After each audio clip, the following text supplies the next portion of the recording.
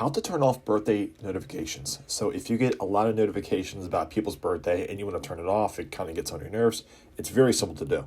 So you want to go to your Facebook, go to your profile at the bottom right-hand corner, or go to the three bars at the top left corner, and you just want to head to your settings. So under settings and privacy, go ahead and click settings, and you want to scroll down until you see where it says preferences, and you want to go to notifications. So from here, this is where all your notifications are, what you're going to receive. So what we want to do is go ahead down to where it says birthdays, and you can specify how you want to receive these, where you want to get them, but we just want to turn this off. So go ahead and where it says allow notifications on Facebook, go ahead and toggle that off. And then it's going to tell you to turn off notifications that you will not receive these anymore. So go ahead and hit turn off.